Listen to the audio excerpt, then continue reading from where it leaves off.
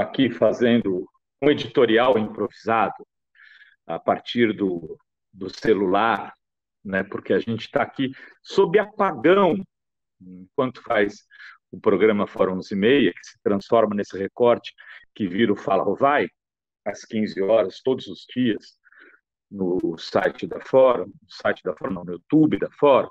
Eu queria destacar alguns pontos do discurso do Bolsonaro. Primeira questão que me parece fundamental: não é um discurso surpreendente. Eu acho que tanto os analistas nacionais, de política internacional, os diplomatas brasileiros, quanto pessoas que se relacionam com o mundo político, grandes empresários, investidores, imaginavam que ele ia fazer um discurso de cunho nacionalista negacionista. Mas talvez, mesmo assim, tenham se surpreendido com a ousadia do discurso que ele fez hoje lá no auditório da ONU em Nova York. Por quê? Tem alguns pontos que eu acho que são significativos, tanto do ponto de vista da repercussão internacional, quanto da própria repercussão nacional. Primeiro, no meio de uma CPI que está investigando todos os esquemas que podem ter havido de corrupção, de abuso do poder público, nos tratamentos, na divulgação de um tratamento que se mostrou inepto para a ação a que se propunha, que era o tal do tratamento precoce, e como isso acabou fazendo com que muitos operadores de vacina pudessem, quando o governo brasileiro adiava a compra de algumas que estavam ali tentando vender com antecipação, como a Pfizer, como poder investir na própria Oxford no Brasil, como poder investir na vacina da Coronavac, do Butantan, poder fazer com que essas vacinas que já tinham autorização e que tinham relação mais direta com a produção no Brasil, que queriam produzir, inclusive, no Brasil, pudessem ganhar escala, e, ao ganhar escala, pudessem atender antecipadamente muitos brasileiros e brasileiras que poderiam não ter morrido na pandemia. O Bolsonaro resolveu vender cloroquina e vermectina. E isso está sendo investigado aqui pela CPI e está sendo investigado trazendo muitos dados alarmantes, inclusive de um hospital, né, que tratou de idosos utilizando pesquisas falsas, armadas, que a Prevent, que podem ter matado pacientes, que eles se negavam aos relatórios e que hoje a CPI, ontem mesmo, revelou que o que era 0 era 9, na verdade, que tinham morrido. O Bolsonaro usa isso na ONU. Ele vai dizer que a mídia e que setores, inclusive países, ministérios da saúde de países, negaram a usar esse tratamento precoce e que a ciência e que a história vai cobrar deles aquilo que eles fizeram. Quer dizer, é um nível de negacionismo que vai ao limite do limite do limite do limite da desinformação, da mentira, da cara de pau, de tudo que é mais odiento que se possa imaginar. Quando muita gente diz eu passei vergonha com o discurso do Bolsonaro, eu quero dizer que eu não passei vergonha. Eu passei raiva, eu tive nojo. A representação do Brasil hoje na ONU é de dar nojo. E não começou só com o discurso, já tinha começado antes. A gente teve o vídeo abjeto, desmoralizante, de um ministro da Saúde fazendo o dedo do meio para manifestantes e o ministro das Relações Internacionais do lado fazendo a arminha.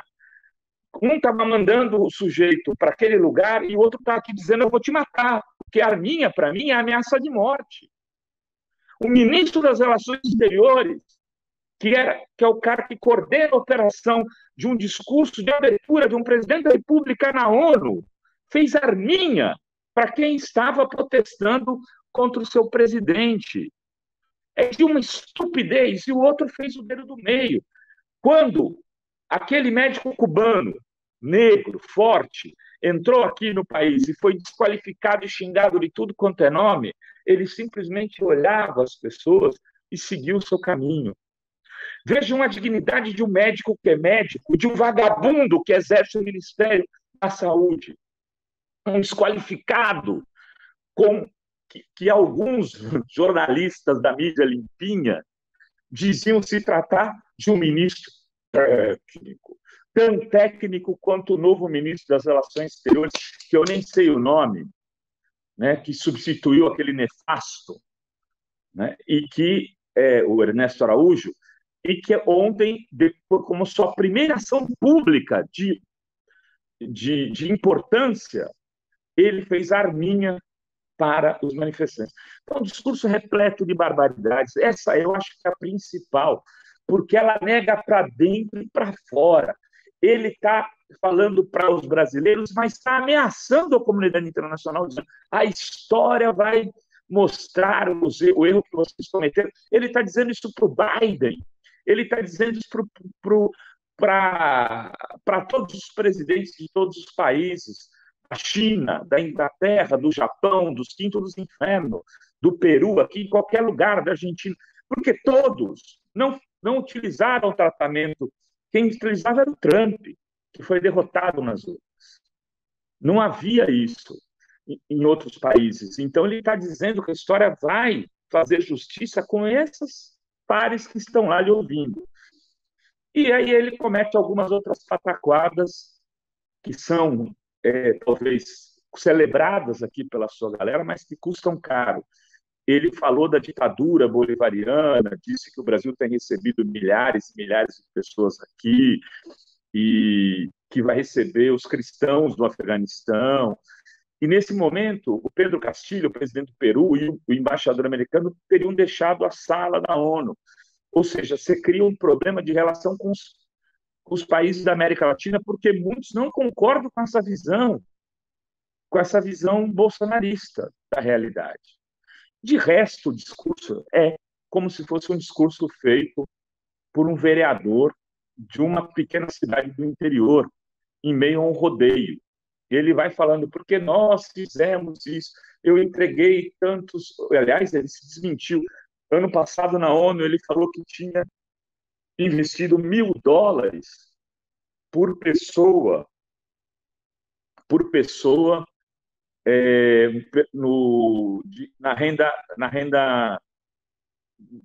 no auxílio emergencial. E nesse ano ele falou 800. É um pequeno detalhe, mas que mostra o nível de compromisso com a verdade que esses caras têm. E aí falou que o Brasil é o que tem mais protegido a Amazônia, que trata bem os indígenas, tudo que o mundo sabe ser mentira. Ou seja, nota zero. Nós estamos no fundo do poço das relações diplomáticas internacionais, mas tem um dado. Esse discurso não é bom para nós brasileiros que negamos a liderança de Bolsonaro, porque ele mostra ao mundo como nós não estamos errados, como nós os brasileiros que estão em Nova York por nós protestando contra ele, colocando carro de som, fazendo atos de ações diretas, de protestos, combatendo na frente dos restaurantes, combatendo na frente dos hotéis onde ele está hospedado, em todos os lugares, esses brasileiros é que estão certos. E, de alguma maneira, uma parte do mundo está olhando para isso, está vendo esse vexame todo. Hoje, a repercussão já no The Guardian era muito ruim, e isso deve se alastrar por toda a mídia. Nós estamos fazendo matéria na Fórum para mostrar para vocês a repercussão internacional, e isso só amplia a necessidade de que maiores laços se construam entre nós, militantes brasileiros, e aqueles que defendem os direitos humanos fora. Então, o balanço, que é catastrófico do ponto de vista diplomático, para a diplomacia das relações da sociedade civil, ele é bom. Ele é bom porque ele nos permite ampliar o diálogo com organizações que talvez não estivessem dando a devida importância ao que é combater Bolsonaro e o bolsonarismo. Era isso, gente, no meio de um apagão, a gente fazendo programão do Fórum 11h30.